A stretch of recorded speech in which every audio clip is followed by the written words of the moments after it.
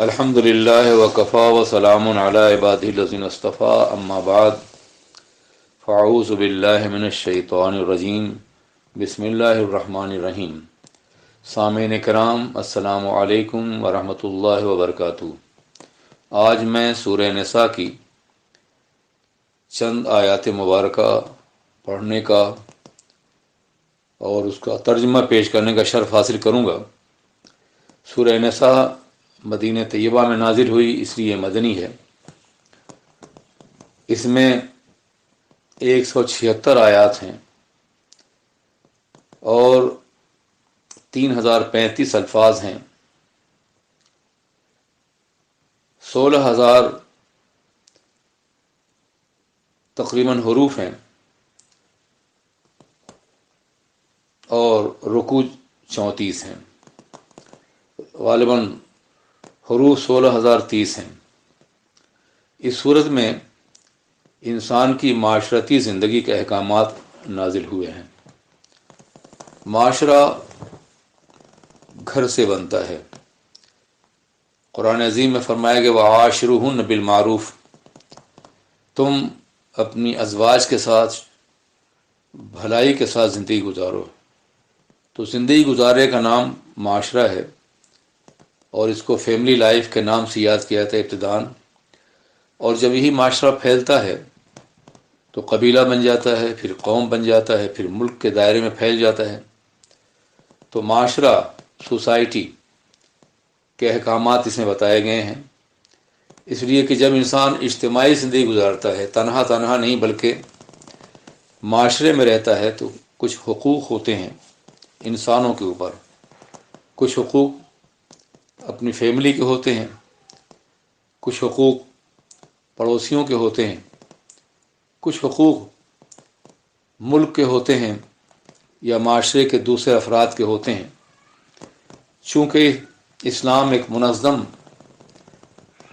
نظام زندگی کی حیثیت سے ایک اسٹیٹ کی شکل میں قرآن پاک میں، مدینہ پاک میں ابھر رہا تھا، اس لیے قرآن عظیم نے ان احکامات کو مدینہ طیبہ میں نازل فرمایا جن کا تعلق انسانی معاشرے سے ہے۔ اس صورت میں اس بات کی وضاحت کی گئی ہے کہ ایک انسان کی گھریلو زندگی کیسی ہونی چاہیے۔ معاشرے کے بنیادی قوانین واضح کیے گئے ہیں۔ صنف نازک عورتیں جو تاریخ کے ہر دور میں انتہائی مظلوم رہی ہیں، انہیں کبھی بھی مردوں کے برابر حق نہیں دیا گیا، انہیں بیچا گیا، ان کا سودا کیا گیا، ان کی آبرو ریزی پہ فخر کیا گیا۔ یہ دور تھا تاریخ ترین دور، جو حضور سید عالم کی تشریف آوری سے پہلے پوری دنیا میں طاری تھا۔ یونان یہ بحث کر رہا تھا کہ عورت کے اندر روح ہوتی ہے نہیں ہوتی ہے، احساس ہوتا ہے یا نہیں ہوتا، اس لیے کہ وہ اس قدر ظلم و جبر کا شکار تھیں وہاں کی عورتیں کہ وہ اپنے احساسات کے اظہار کو بھی بھول گئی تھیں۔ ہندوستان میں اگر شوہر مر جاتا تو زندہ بیوی کو اس کی چتا پہ جلا دیا جاتا تھا۔ عرب میں لڑکیوں کو زندہ دفن کر دیا جاتا تھا۔ عیسائیت یقیناً ایک آسمانی مذہب تھا، لیکن اس میں اتنی تبدیلی کر دی گئی کہ حضرت حوا علیہ السلام کو مجرم قرار دیا گیا، اور عورت کے بارے میں یہ آیت موجود ہے جو یقیناً گڑھی ہوئی ہے کہ جو عورت سے قریب ہوگا وہ ملکوت سماوات میں آسمانی حکومت داخل نہیں ہو سکتا۔ اتنے مظلوم طبقے کو اوپر اٹھانے کے لیے اسلام میں قرآن پاک کی ایک سورت کا نام سورۃ النساء ہے، جس میں عورتوں کے حقوق کا تذکرہ کیا گیا ہے، ان کے حقوق کی وضاحت کی گئی ہے، اور یہ کہا گیا ہے کہ وہ اپنے حقوق کے اعتبار سے مردوں کے برابر ہیں۔ وَلَهُنَّ مِثْلُ الَّذِي عَلَيْهِنَّ، مردوں کے حقوق عورتوں پہ ویسے ہی ہیں جو عورتوں کے مردوں کے اوپر ہیں۔ ہاں، زندگی کے فرائض میں، ڈیوٹیز میں یقیناً اختلاف ہے۔ مرد کو وہ کام کرنا ہے جو اس کے مطابق ہے، اور عورت کی ذمہ داریاں ہیں جو نسوانیت کا تقاضا ہیں. اس بنیاد پہ تقسیم کار میں فرق ضرور ہے، مگر جہاں تک مرد اور عورت کے حقوق کا معاملہ ہے، ایک دوسرے کے جذبات کی رعایت کا معاملہ ہے، انسانی قدروں کے احترام کا معاملہ ہے، اس میں سب کو برابر رکھا گیا اسلام میں. اس کے بعد اس میں زور دیا گیا ہے یتیموں کے حق کے بارے میں، اس لیے کہ عربوں میں اسلام سے پہلے یتیموں کی تعداد بہت زیادہ تھی.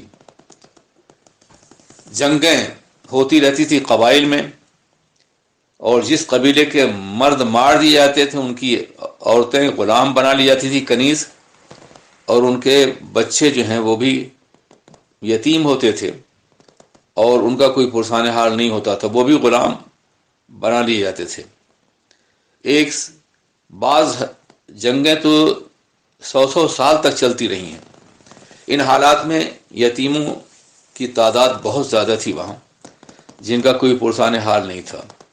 کبھی کبھی ایسا بھی ہوتا تھا کہ ایک یتیم کا جس کا باپ مر گیا ہے یا قتل کر دیا گیا ہے، وہ چھوٹا ہے، اس کی دولت کو اس کے گھر والے، چچا یا دوسرے لوگ قابض ہو جاتے تھے، اور اس سے پہلے کہ وہ جوان ہو اس کی دولت کو ہڑپ کر لیا کرتے تھے. اس طرح سے جب وہ بڑا ہوتا تو اپنے پیروں میں کھڑا ہونے کے بجائے وہ دوسروں کا دست نگر ہوتا تھا. یہ بڑی تکلیف دہ صورتحال تھی. اس کے ساتھ ساتھ اللہ تبارک و تعالیٰ نے اس دواجی زندگی کے باب میں اس بات کی تلقین کی کہ اے لوگو، تم ڈرو اللہ سے اپنے حقوق کے سلسلے میں. ایک اور بات جو بڑی اہم ہے معاشرے میں، وہ ہے وراثت کی تقسیم.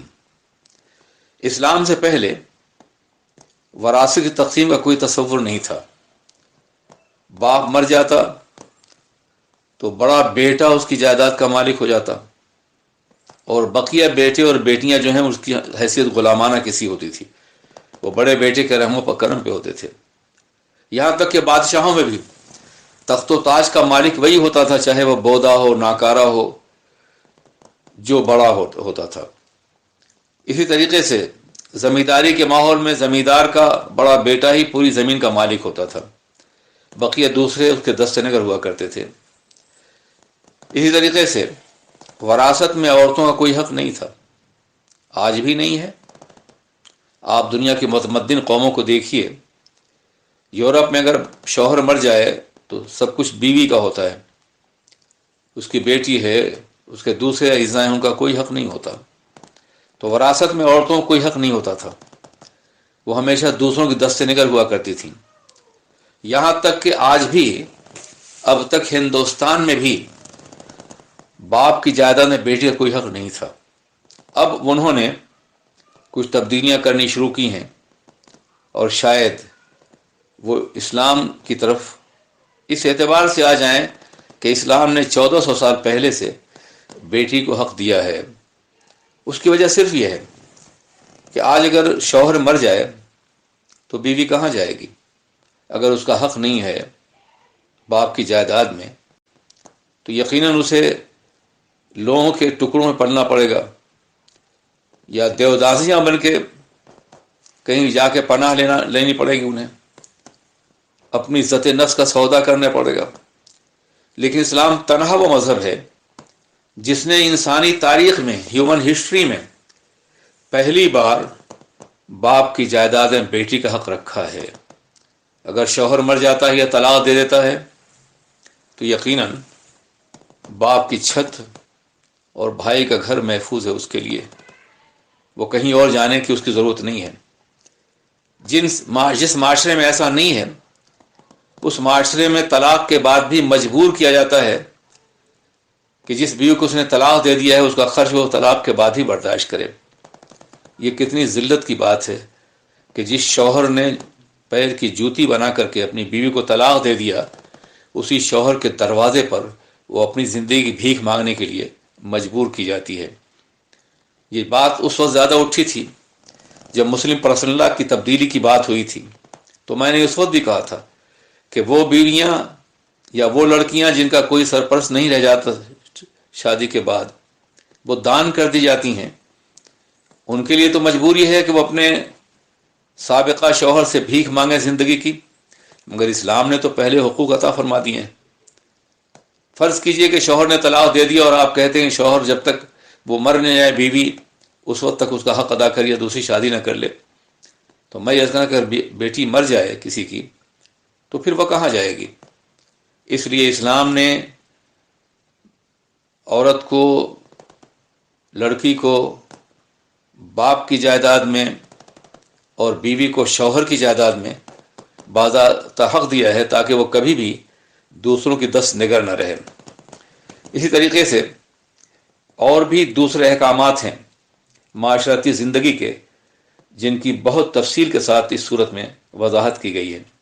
ظاہر ہے اس تھوڑے سے وقت میں اتنا موقع تو نہیں ہوتا کہ پوری صورت کی تفسیر بیان کی جا سکے، لیکن چند آیات کی وضاحت میں کرنا چاہوں گا۔ اس میں حقوق الزوجین، میاں بیوی کے حقوق متعین کر دیے ہیں، بیوی کے حقوق کیا ہیں اور شوہر کے حقوق کیا ہیں۔ یتیم بچوں کی پرورش کس طرح ہونی چاہیے، اس کے لیے عقائد و جہاں سرور کائنات نے کتنی تاکیدات فرمائی ہیں، احادیث میں آپ کو ملیں گی۔ میرے آقا نے فرمایا یتیم کی کفالت کرنے والا اور میں ان دو انگلیوں کی طرح قیامت میں ایک دوسرے سے، جنت میں ایک دوسرے سے قریب ہوں گے۔ اسی طریقے سے آپ نے ارشاد فرمایا سب سے بہتر گھر وہ ہے جہاں کسی یتیم کی پرورش ہو رہی ہو۔ ان احادیث مبارکہ کی روشنی میں یتیم کے حقوق کو بھی بڑی حد تک محفوظ کر دیا گیا ہے۔ اس کے بعد اطاعت رسول پر آیات مبارکہ موجود ہیں کہ اگر تم مسلمان ہو، ایمان رکھتے ہو، تو تمہاری سب سے بڑی ذمہ داری ہے کہ تم سرور کائنات محمد الرسول اللہ علیہ الصلاۃ والسلام کے حقوق کا مکمل خیال رکھو۔ تمہارے اوپر بہت سے حق ہیں، اللہ کا حق ہے، اللہ کے رسول کا حق یہ ہے کہ اس کی اطاعت کی جائے، ان کی اتباع کی جائے، ان کے احکامات کا احترام کیا جائے، اس کی پیروی کی جائے، اور پھر اس کے بعد حقوق کا ادارہ ہے حقوق العباد کے سلسلے میں، تو اس کی بھی وضاحت اس سورہ طیبہ کے اندر کی گئی ہے۔ میرا مقصد بنیادی طور پر یہ ہوتا ہے کہ چند آیات مبارکہ کی وضاحت پیش کر کے یہ شوق دلاؤں کہ لوگ پھر پورے قرآن عظیم کی تلاوت کرنے کا شرف حاصل کر سکیں۔ اللہ ارشاد فرماتا ہے بسم اللہ الرحمن الرحیم یا ایھا الناس اتقوا ربکم الذی خلقکم من نفس واحدہ، اے لوگو اس اللہ سے ڈرو جس نے تم کو ایک جان سے پیدا کیا ہے۔ یہاں کم میں مرد بھی داخل ہیں اور عورتیں بھی داخل ہیں، یعنی اے انسانی معاشرے کے افراد، تم ایک دوسرے سے کمتر یا برتر نہیں ہو، تم سب کو ایک باپ اور ایک ماں سے پیدا کیا گیا ہے، جناب آدم اور حوا سے پیدا کیا گیا ہے۔ اس لیے اپنی پیدائش اور اپنی تخلیق کے اعتبار سے تم کو مساوی حقوق حاصل ہیں، کسی کو یہ حق حاصل نہیں ہے کہ وہ کسی کو اپنے سے کمتر سمجھے، پس مادہ سمجھے۔ اللہ فرماتا ہے کہ ڈرو جس نے تم کو ایک جان سے پیدا فرمایا اور اس سے اس کا جوڑا پیدا کیا، یعنی جناب حوا علیہ السلام کو بنایا، اور پھر دونوں میاں بیوی کے ذریعے سے زمین پر کثیر تعداد میں لوگوں کو پھیلا دیا۔ اس سے ڈرو جس کے واسطے تم ایک دوسرے کے حقوق مانگتے ہو، اور قطع رحمی سے بچو، رشتوں کے توڑنے سے بچو، کوشش کرو کہ رشتے کبھی ٹوٹنے نہ پائیں۔ اللہ بلا شبہ ہر وقت تم پر نگراں ہے، تمہارا کوئی بھی عمل، تمہارا کوئی بھی طرز زندگی، کوئی بھی اللہ کی نگاہ قدرت سے پوشیدہ نہیں ہے۔ اور جب یہ ایک مسلمہ مسئلہ ہے کہ یا تو اللہ تمہارے جرائم کی سزا تمہیں دنیا میں بھی دے دے گا، اور نہیں تو کم از کم میدان محشر تو ہے نا جہاں تمہاری غلطیوں کی سزا ملے گی۔ اس لیے معاشرتی زندگی میں تم ایک ماں باپ سے پیدا کیے گئے ہو، تم میں کسی طرح کا احساس برتری نہیں ہونا چاہیے کہ ہم بہتر ہیں اور وہ کمتر ہے، ہم سپیریئر ہیں وہ انفیریئر ہے۔ اس طرح کی باتیں یقیناً اسلام کے اصولوں کے خلاف ہے۔ اس کے بعد اللہ ارشاد فرماتا ہے ان الذین یاکلون اموال الیتامی ظلما انما یاکلون فی بطونہم نارا وسیصلون سعیرا، جو لوگ کہ یتیموں کا مال ظلمن کھا لیتے ہیں وہ اپنے پیٹ میں جہنم کی آگ کھاتے ہیں، اور یقیناً وہ بھڑکتی ہوئی آگ میں یعنی جہنم میں داخل کیے جائیں گے۔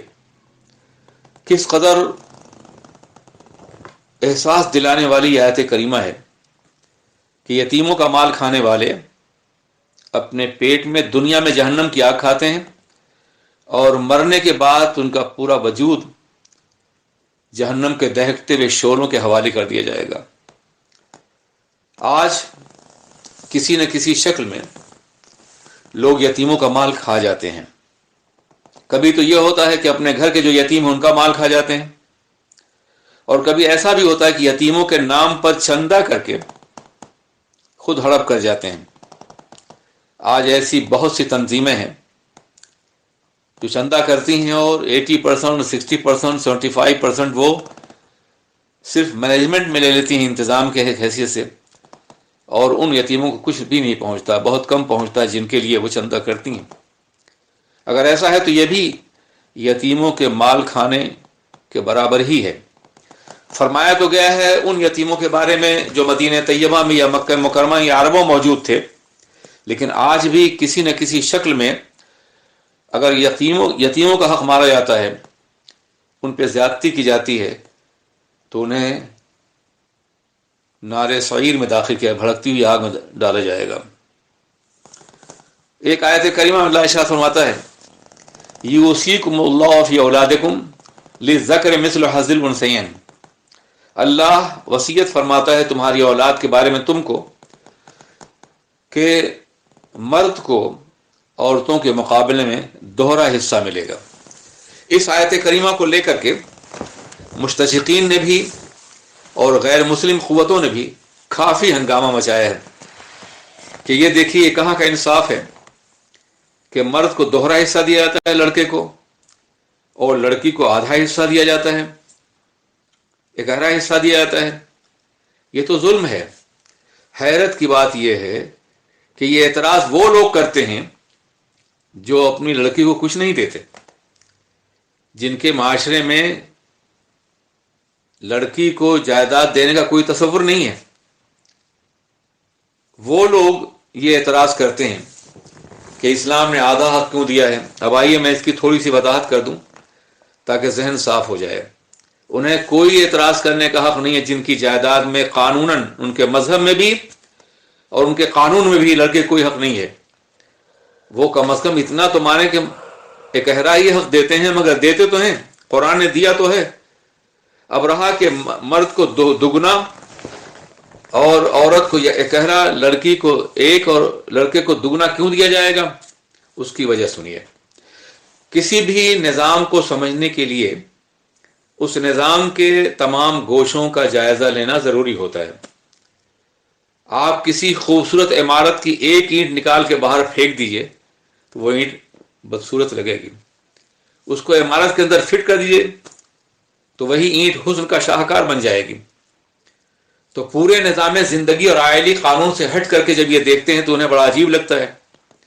لیکن ذرا یہ بھی تو سوچیں کہ اسلام میں مرد کی ذمہ داریاں کتنی ہیں۔ اسلام میں مہر دینا مرد کا کام ہے، بال بچوں کی پرورش ذمہ داری مرد کی ہے، کمانا مرد کا کام ہے، اور وہ ساری ذمہ داریاں جن کا تعلق انسان کی معاشی زندگی سے ہے وہ مرد سے متعلق ہے۔ عورت کو کمانے کے لیے مجبور نہیں جا سکتا ہے۔ اگر وہ کما بھی لے تو مرد یہ نہیں کہہ سکتا ہے کہ تم اپنی جائیداد یا اپنی پراپرٹی یا اپنی دولت میں سے مجھے حصہ دو۔ اگر کسی مجبوری کی بنیاد پہ عورت اپنے شوہر کی خدمت کرتی ہے کما کر کے تو یہ ایک طرح سے صدقہ ہوگا اس کے لیے، لیکن عورت کی جائیداد میں مرد کا کوئی حق نہیں ہے۔ لیکن مرد کی ذمہ داری کہ وہ مہر بھی فراہم کرے، وہ نان و نفقہ بھی دے، وہ بچوں کا خرچ بھی دے، ان کی تعلیم کا انتظام بھی کرے، جتنی ذمہ داریاں یہ شوہر کی ذمہ داریاں، تو اسلام نے اسے دوہرا حق اس لیے دیا ہے کہ اس کی ذمہ داریاں زیادہ ہیں جبکہ عورت کی ذمہ داری نہیں ہے کوئی. اور دوسری وجہ یہ ہے، یہاں آ کے بالکل معاملہ کلیئر ہو جائے گا کہ ایک مرد کسی عورت کو، کسی لڑکی کو بیاہ کر کے لاتا ہے تو اپنا خرچ، اس کا خرچ دگنا ہو جاتا ہے، جبکہ لڑکی آدھا اپنے باپ سے لیتی ہے اور پھر اپنے شوہر کے گھر آتی ہے، آدھا اس سے لیتی ہے، تو یہ برابر ہو جاتا ہے. تو اس کا بھی دگنا ہو جاتا ہے اور اس کا بھی دگنا ہو جاتا ہے. اس لیے یہ کہنا کہ یہ کوئی زیادتی ہے نہیں، یہ اسلام کا وہ عادلانہ نظام ہے کہ جس نے 1400 سال تک انسانی معاشرے کو ہر طرح کی پستی، ذلت اور طبقاتیت سے بچائے رکھا ہے. اور آج بھی دنیا میں اگر امن حاصل ہوگا تو یقیناً اسی معاشرے کی بنیاد پر حاصل ہوگا.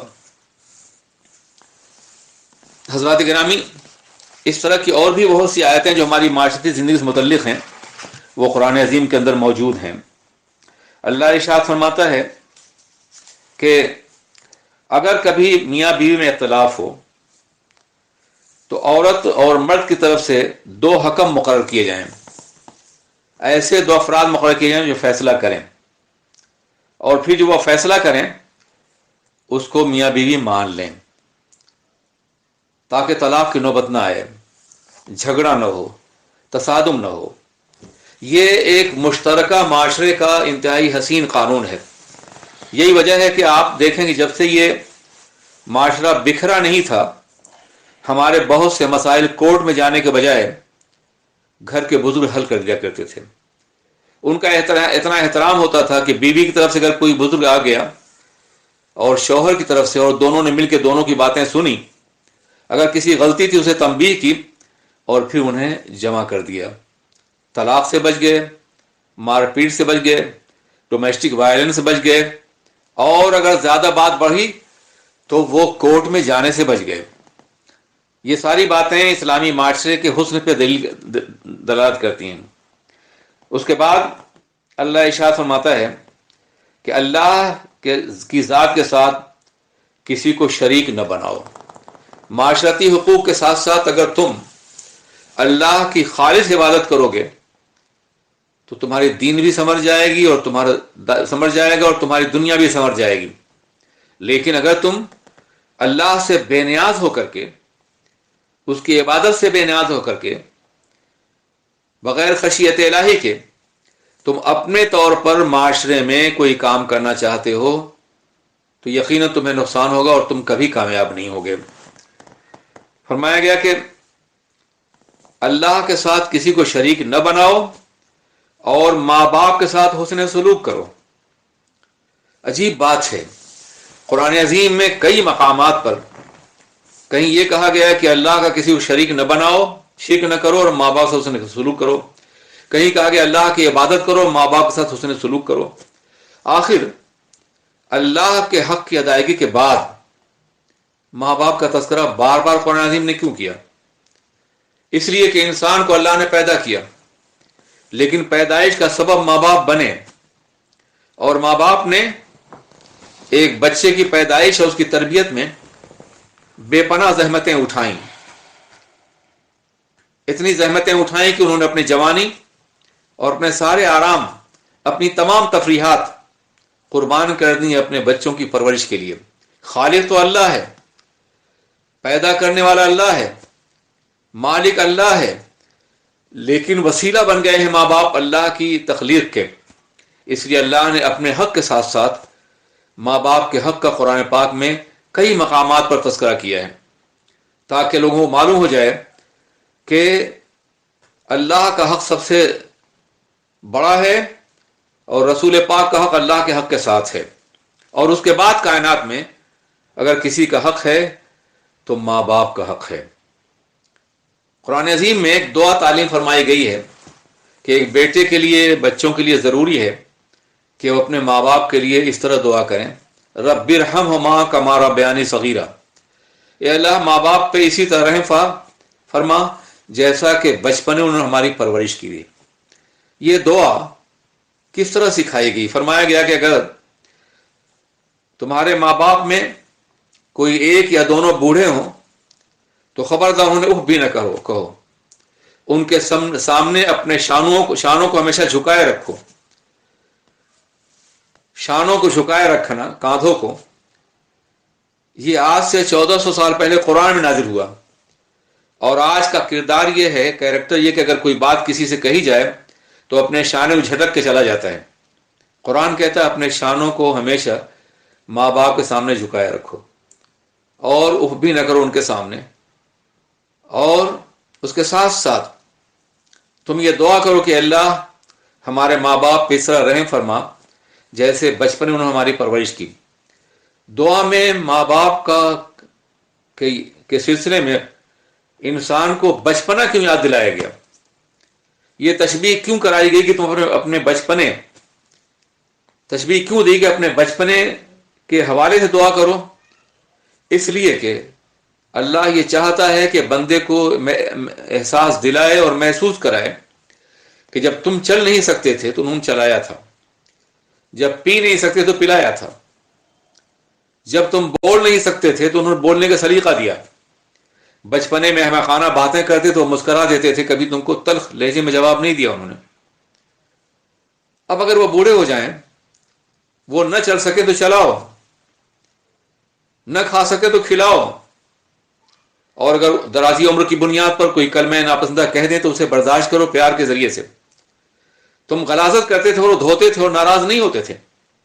اس لیے اگر ماں باپ ارذل عمر کی منزل میں پہنچ جائیں اور ان کا بھی یہ حال ہو جائے تو تمہیں ویسی ہی خدمت کرنی چاہیے جیسے کہ بچپنے میں انہوں نے تمہاری خدمت کی ہے. رمضان کا زمانہ تھا، آقائے دو جہاں سرور کائنات خطبہ دینے کے لیے جا رہے ہیں، تو آپ نے پہلے ممبر پہ قدم رکھا اور کہا آمین، دوسرے پہ قدم رکھا اور کہا آمین، اور تیسرے پہ قدم رکھا اور کہا آمین. صحابہ نے کہا یا رسول اللہ آپ نے آج 3 مرتبہ آمین کہا ہے، یہ معمول کے مطابق تو نہیں ہے. اعتراض نہیں، سمجھنے کے لیے کہا تھا. انہوں نے کہا کہ جب میں نے پہلے ممبر پہ قدم رکھا تو جبرائیل آیا اور کہا کہ یا رسول اللہ جس کو رمضان کا مہینہ مل جائے اور وہ ماہ رمضان میں اپنی بخشش کا انتظام نہ کرے اپنے خدا کی بارگاہ میں توبہ کر کے، تو اللہ کی رحمت سے دور ہو جائے. میں نے کہا آمین. اور جب کسی کے سامنے آپ پہ درود پڑھا جائے صلی اللہ علیہ وسلم اور آپ پر درود آپ کا نام لیا جائے اور آپ پہ درود نہ پڑھے تو بھی رحمت الہی سے دور ہو جائے. اور کسی کے ماں باپ بوڑھے ہوں اور ان کی خدمت کر کے جنت نہ حاصل کرے تو بھی رحمت الہی سے دور ہو جائے. تو آپ اندازہ کیجئے دعا کرنے والے جناب جبرائیل ہیں، سید الملائکہ ہیں، اور آمین کہنے والے سرور کائنات ہیں. نہ ان کی دعا رد ہو سکتی ہے اور نہ آقائے دو جہاں کی آمین رد ہو سکتی ہے. ایک صاحب ہیں جنہوں نے اپنی ماں کو پیٹھ پہ بٹھال کے حج کرایا، عمرہ بھی سعی بھی پورا حج. بارگاہ رسول میں تشریف لا کر یا رسول اللہ میں نے اپنی ماں کو اپنی پیٹھ پہ بٹھال کے حج کرایا، کیا میں نے ماں کا حق ادا کر دیا؟ تو آپ نے تبسم فرمایا، کہا حق ادا کرنے کی بات کر رہے ہو؟ ماں نے تمہاری پیدائش کے وقت جتنے جھٹکے برداشت کیے ہیں تم نے ایک جھٹکے کا بھی حق ادا نہیں کیا ہے. ماں کا حق کوئی نہیں ادا کر سکتا. باپ کے بارے میں سرکار نے فرمایا دعا والدین لوالدہ کا دعائی لکم، دعا والدین لوالدہ کا دعائی لکم. ایک باپ کی دعا اپنے بیٹے کے لیے ایسی ہے جیسے نبی کی دعا اپنی امتی کے لیے ہے. اگر باپ دعا کرے تو انشاءاللہ وہ بھی قبول ہوگی، اور خدا نہ کرے کوئی دعائیں بربادی کر دے تو وہ بھی قبول ہو جاتی ہے. اس لیے ہر حال میں باپ کو باپ بن کے رہنا چاہیے، کبھی کوئی ایسی دعا نہیں کرنی چاہیے جو بچوں کے حق میں عذاب بن جائے بہر کیف. تو اس لیے اللہ نے اپنی ذات میں کسی کو شریک نہ بناؤ، یہ میری ذات میں. اس کے ساتھ ساتھ یہ فرمایا کہ ماں باپ سے اچھا سلوک کرو، اور پاس اور دور کے ہمسائے جو ہیں ان کے ساتھ بھی اچھا سلوک کرو. ہم صحبت اور ہم سفر ساتھی ہیں ان کے ساتھ بھی سلوک کرو، اور جس سے کسی طرح کا کوئی بھی تعلق ہے تو اس سے بھی اچھا سلوک کرو. مسافر کا خیال رکھو. یہ احکامات دیے گئے اس صورت طیبہ میں، یہ معاشرتی احکام ہیں انسانی زندگی کے. اس کے بعد جو چیز سب سے زیادہ انسانوں کے ساتھ بھلائی کرنے میں رکاوٹ بنتی ہے وہ بخل ہے، مائزرنس ہے. آدمی بخیل ہوتا ہے تو وہ اپنے پڑوس میں لوگوں کو بھوکا دیکھتا ہے اور اپنی دولت چھپائے ہوئے رہتا ہے. عظیم الشان محلوں میں رہتا ہے اور پیچھے جھوپڑیوں میں کراہیں ہوتی ہیں، اسے سنائی نہیں۔ بعض وقت اپنی پراپرٹی کو، اپنی جائیداد کو رکھ کر کے اور پھر ہار جائے اسے۔ اسلام سعی و عمل کا مذہب ہے، کوشش پہم کا مذہب ہے۔ اسلام ہاتھ سے کمانے کو اور محنت سے مزدوری کر کے حاصل کرنے کو، کاروبار کرنے کو، نوکری کرنے کو کی تاکید کرتا ہے کہ تم جو کماؤ وہ حلال طریقے سے ہو اور جائز طریقے سے ہو۔ ہزاروں افراد کا مال لوٹ کر کے جوا کے ذریعے سے اپنے گھر میں بھر لو، یہ آسانی کی روزی، تو یہ آسانی کا عمل، معاف کی روزی نہیں، روزی وہ ہے جو حلال ہے، یہ آسانی کی دولت حرام ہے اسلام میں۔ اس کے بعد والازلام والانصاب، یہ بت جو نصب ہوتے تھے، ان بتوں پہ چڑھاوے چڑھاتے تھے، ان سے منتیں مانگتے تھے اور نہ معلوم کتنے اعمال کہتے تھے۔ تو تنصیب اصنام کو انصاب کے نام سے یاد کیا گیا ہے۔ اور ازلام، یہ لوگ تیر پھینک کر کے قسمت کا پتہ لگاتے تھے۔ کبھی تیر اگر اپنے نشانے پہنچا یا صحیح مقام پہ پہنچا تو صحیح ہے ورنہ غلط ہے۔ اس طرح کے اور بہت سی فال لیتے تھے تیر کے ذریعے سے، اس لیے اس کو بھی حرام قرار دیا گیا ہے۔ اور لفظ حرام استعمال نہیں کیا شریعت نے، بلکہ رجس کہا ہے، رجس۔ حرام جو ہے یہ متضاد معنی رکھتا ہے اپنے اندر۔ حرام اسے بھی کہ جو منع کر دیا گیا ہو، اور حرام احترام کے معنی بھی ہے۔ اس لیے یہ عمل اتنے ناپاک ہیں کہ اللہ نے اس کو رجسم من عمل الشیطان، پہلے کہا یہ ناپاکی ہے۔ ناپاکی تو بہت طرح کی ہوتی ہے، دنس بھی ناپاکی ہے، اور بھی الفاظ ہیں ناپاکی کے لیے، مگر یہاں رجس کہا گیا ہے۔ رجس اس ناپاکی کہتے ہیں جو سڑی ہوئی ہو، جس سے بدبو اٹھ رہی ہو، تو اسے ناپاکی کہا گیا ہے۔ آپ ذرا سوچئے، شراب جب بنتی ہے تو پہلے انگور، جو یا جس چیز سے بنتی پہلے اسے سڑایا جاتا ہے، جب اس سے بلبلے اٹھتے ہیں تو اسے ٹھنڈا کیا جاتا ہے، پھر شراب بنتی ہے۔ تو یہ سڑی گلی ہوئی، سڑا گلا ہوا مشروب انتہائی شاندار بوتلوں میں، خوبصورت پیمانوں میں دنیا میں فروخت ہو رہا ہے، اور دنیا اسے شوق سے پی رہی ہے۔ اسلام نے اسے ناپاک قرار دیا ہے۔ اور یہی کہ نہیں، ناپاک من عمل الشیطان، یہ سب شیطان کے عمل سے ہوتا ہے۔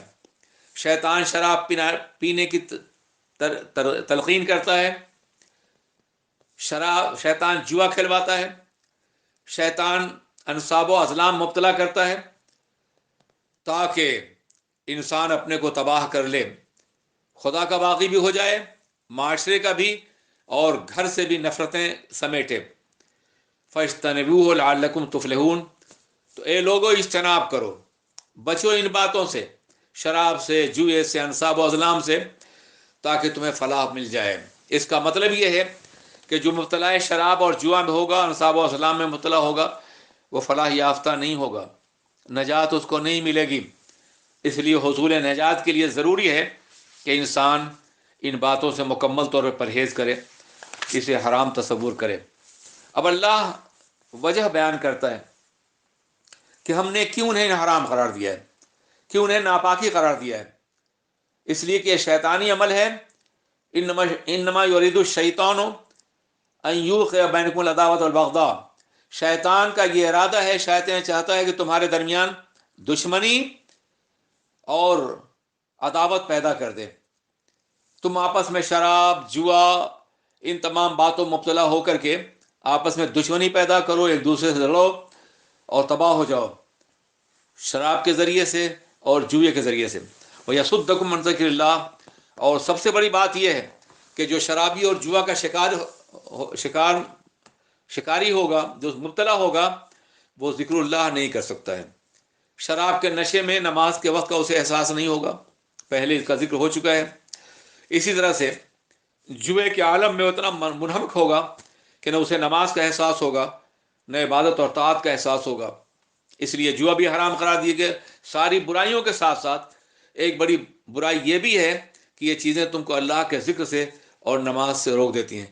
فَهَلْ أَنْتُمْ مُنْتَهُونَ، تو کیا تم رک جاؤ گے اس کے بعد؟ خبردار، حرمت کے نزول کے بعد پھر تم ہاتھ نہ لگانا۔ اب آئیے میں بتاؤں کہ آقائے دو جہاں علیہ السلام نے جب حرمت شراب کے باب میں یہ اعلان کروایا مدینہ طیبہ میں، الا قد حرمت الخمر، آگاہ ہو جاؤ کہ شراب حرام قرار دے دی گئی ہے، تو لبوں سے لگے ہوئے جام پٹک دیے گئے۔ مدینہ طیبہ میں اتنے مٹکے توڑے گئے کہ لگتا تھا کہ شراب کی بارش ہوئی ہے، اس لیے کہ شراب ان کی زندگی کا حصہ تھی، لازمی تھی ان کے لیے۔ ایسا کوئی آدمی نہیں تھا جو شراب نہ پیتا ہو، چندے ایک کے علاوہ۔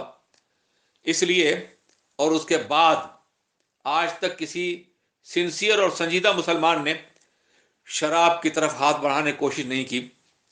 حرمت کا یہ نظام آج تک قائم ہے اور قیامت تک قائم رہے گا۔ اس کے برعکس امریکہ میں گزشتہ صدی کے درمیانی حصے میں جب یہ دیکھا کہ شراب کی برائیاں معاشرے کو تباہ کر رہی ہیں، تو شراب کو روکا گیا اور شدت کے ساتھ منع کیا گیا۔ کروڑوں ڈالر خرچ کیے گئے شراب کو روکنے کے سلسلے میں۔ پولیس کا نظام قائم کیا گیا، شرابی کو پکڑو اور سزا دو۔ مگر ہوا کیا؟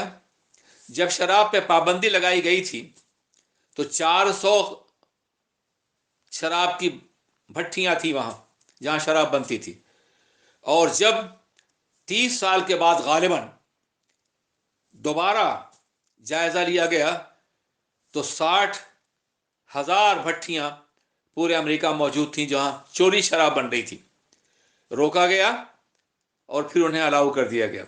برطانیہ میں بھی شراب پہ پابندی لگانے کی کوشش کی گئی مگر ناکام ہو گئے۔ کیوں؟ اس لیے کہ عادتوں کے بدلنے سے پہلے دل بدلنا ضروری ہوتا ہے۔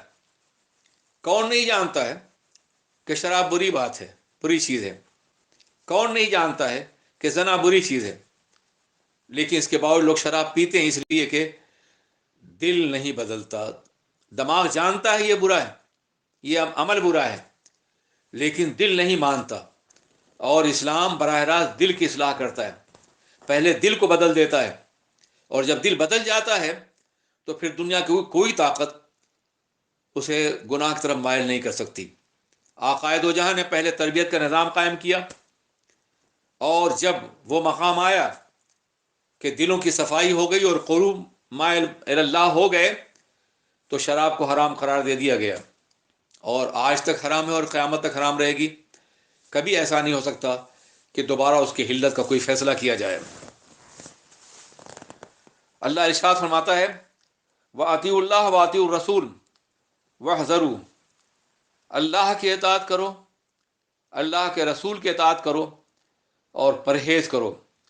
پس اگر تم رخ پھیر لو گے، پس جان لو کہ ہمارے نبی پر صرف پیغام، واضح پیغام پہنچا دینا ہے۔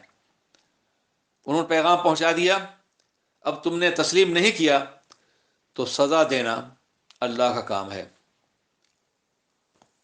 اب یہاں ایک سوال پیدا ہو رہا تھا، صحابہ کرام کے ذہن میں یہ بات پیدا ہو گئی کہ جو شراب ہم پی چکے ہیں ان کا کیا ہوگا؟ اس کے بارے میں اللہ ارشاد فرماتا ہے لیس علی الذین آمنوا وعملوا الصالحات جناح فیما طعموا، شراب کی حرمت سے پہلے جو ایمان لائے ہیں، جنہوں نے عمل کیا ہے نیکیوں کا، ان کے لیے کوئی حرج نہیں ہے جو پہلے وہ استعمال کر چکے ہیں۔ پہلے جو کچھ ہوا ہے وہ معاف ہے۔ اب جب حرمت کا نزول ہو گیا ہے تو اب اس کے بعد پھر مواخذہ ہوگا۔ اللہم صلی علی سیدنا مولانا محمد معدن جود ورکم علیہ وسلم۔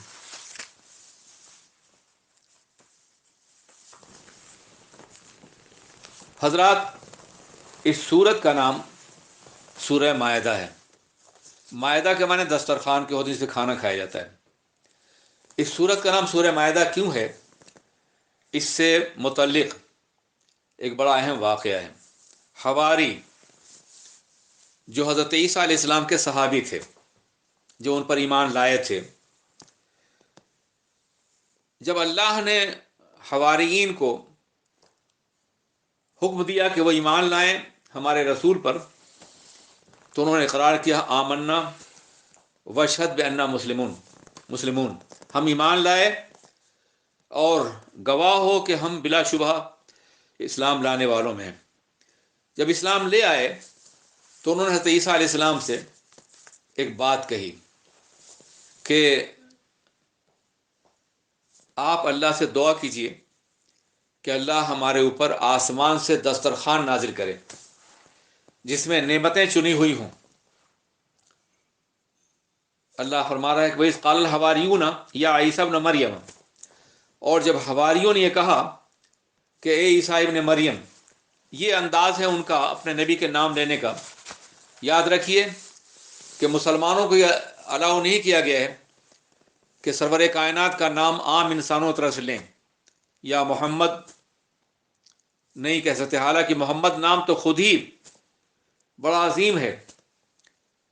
محمد کے معنی ہوتے ہیں الذی یحمد بعد حمد، جس کی ہمیشہ تعریف کی جائے۔ نام ہی تعریف ہے، نام ہی ثنا ہے، نام ہی ایک مکمل نعت ہے، مگر پھر بھی عام انسانوں کی طرح انہیں بلانے کی اجازت نہیں دی گئی، یا رسول اللہ، یا حبیب اللہ، یا نبی اللہ۔ اور خود قرآن عظیم میں تمامی انبیاء کرام کے نام اللہ نے لیے ہیں، مگر سرور کائنات کے نام کے جب بھی مخاطب کیا تو یا ایھا الرسول، یا ایھا النبی، یا ایھا المزمل، یا ایھا المدثر۔ تو جب اللہ جو نبی کو بھیجنے والا ہے، جب وہ اپنے نبی کا نام انتہائی القاب و آداب کے ساتھ لے رہا ہے تو امتیوں کو بھی حق نہیں ہے کہ انہیں عام انسانوں کی طرح سے آواز دیں اور بلائیں۔ مگر چونکہ وہ لوگ تربیت یافتہ نہیں تھے، اس لیے انہوں نے جناب عیسیٰ علیہ السلام کا نام اس طرح یا عیسیٰ ابن مریم، اے مریم کے بیٹے عیسیٰ۔ یا پھر یہ کہہ سکتے ہیں کہ ابھی نئے نئے دین میں داخل ہوئے تھے، ابھی ان کی تربیت نہیں ہو پائی تھی۔ اس کے بعد ایک اور سوال، هل یستطیع ربک ان ینزل علینا مائدۃ من السماء، کیا آپ کا رب ایسا کر سکتا ہے؟ یہ سوال ہی بڑا عجیب ہے۔ لیکن انسان کا مواخذہ اس کی صلاحیتوں کے اعتبار سے ہوتا ہے، دیتے ہیں بعد ظرف قدر خار دیکھ کر۔ ابھی وہ اسلام لائے ہیں، جناب عیسیٰ پہ ایمان لائے ہیں، ابھی اللہ کی ذات اور صفات کے باب میں ان کی معلومات اتنی نہیں ہیں کہ اس لفظ کو محسوس کر سکیں کہ کیا آپ کا رب استطاعت رکھتا ہے۔ ایک مسلمان کبھی یہ نہیں کہے گا، وہ جانتا ہے اللہ قادر مطلق ہے، غنی اور بے نیاز ہے، لیکن پھر بھی ان ینزل علینا مائدۃ من السماء، کہ ہمارے اوپر آسمان سے دسترخوان نازل فرمائے۔ قال اتقوا اللہ ان کنتم مؤمنین، تو جناب عیسیٰ نے کہا اللہ سے ڈرو، اگر تم مومن تو یہ کیسا سوال کر رہے ہو؟ کیا اللہ کی قدرت کے بارے میں تمہیں کوئی شبہ ہے کہ تم یستطیع کہہ رہے ہو؟ یہ ساری باتیں جناب عیسیٰ علیہ السلام نے نقل نہیں فرمائیں جو انہوں نے کہا تھا، مگر اتقوا اللہ کہہ کر کے یہ انہیں یقین دلا دیا کہ اللہ کے باب میں کہنے سے پہلے ڈرو اللہ سے کہ تم کیا کہہ رہے ہو۔ تب انہوں نے کہا قالوا نريد ان ناكل منها وتطمئن قلوبنا، ہم اس لیے کہہ رہے ہیں کہ تاکہ ہم اس دسترخوان سے کھائیں اور ہمارے دل مطمئن ہو جائیں، یعنی اطمینان قلبی بطور مشاہدہ ہو جائے، اور ہم یہ جان لیں کہ آپ نے سچ فرمایا ہے اور ہم اس کے گواہ بھی بن جائیں۔ تب جناب عیسیٰ علیہ السلام نے اپنے اللہ سے دعا کیا، قال عیسیٰ ابن مریم اللہم ربنا انزل علینا مائدۃ من السماء، اے ہمارے رب ہم پر آسمان سے دسترخوان اتار، تکون لنا عیدا لاولنا وآخرنا، تاکہ دسترخوان کا اترنا ہمارے لیے عید بن جائے، ہمارے لوگوں کے لیے بھی جو موجود ہیں اور آنے والے لوگوں کے لیے بھی، اور تیری طرف سے ایک عظیم معجزہ اور نشانی بن جائے۔ وارزقنا وانت خیر الرازقین، اے اللہ ہمیں روزی عطا فرما اور بے شک تو بہترین روزی عطا فرمانے والا ہے۔ اللہ نے ارشاد فرمایا قال اللہ انی منزلها علیکم، ہاں میں نازل کروں گا تم پر، مگر اس شرط کے ساتھ کہ اگر دسترخوان کے نزول کو دیکھ کر کے بھی کوئی کفر کرے گا تو میں اسے دردناک عذاب دوں گا۔ فمن یکفر بعد منکم فانی اعذبہ عذابا لا اعذبہ احدا من العالمین، پس اگر تم میں کوئی اس کے بعد کفر کرے گا تو میں اسے ایسا عذاب دوں گا کہ اس سے پہلے عالمین میں نے کسی کو نہیں دیا ہوگا۔ یہاں سے مفسرین اور علماء تحقیق نے یہ کہا ہے کہ جب کوئی قوم اپنے نبی سے معجزہ طلب کرے اور نبی معجزہ دکھا دیں اور پھر وہ قوم ایمان نہ لائے تو اس قوم پر یقیناً عذاب نازل ہو جائے گا۔ یہی وجہ ہے کہ سرور کائنات محمد الرسول اللہ علیہ السلام نے بہت سے معجزات دکھائے بغیر طلب کے، لیکن طلب کے بعد کبھی کبھی آپ نے معجزہ نہیں دکھایا، اس لیے اگر ہم نے دکھایا اور یہ ضدی قوم معجزے پہ ایمان نہ لائی تو اللہ کا عذاب آ جائے گا۔ یہ بھی رحمت عالم کے رحمت للعالمین تھی کہ انہوں نے معجزات نہیں دکھائے مطالبے کے باوجود بعض حالات میں۔ حضرات، یہاں سے ایک بات اور بھی مفسرین لکھی ہے کہ انہوں نے کہا تھا کہ اللہ ہم پہ دسترخوان نازل فرما تاکہ ہمارے لیے اور ہمارے بعد والوں کے لیے عید ہو جائے۔ پتہ چلا کوئی نعمت ملے، کوئی خوشی ملے اللہ کی طرف سے تو اس پر عید منانا جائز ہے۔ بتائیے اللہ کے رسول سے بڑی کوئی نعمت ہو سکتی ہے؟ ان سے بڑا کوئی انعام ہو سکتا ہے؟ اس لیے ان کے یوم میلاد کو بطور عید منانا، عید میلاد، یہ صرف جائز ہی نہیں ہے بلکہ سنت ہے اور بالواسطہ مطالبہ ہے قرآن عظیم کا۔ پروردگار عالم ہمیں حق پہ قائم رکھے اور اپنے نبی سے بے پناہ محبت کی توفیق عطا فرمائے۔ السلام علیکم ورحمۃ اللہ وبرکاتہ۔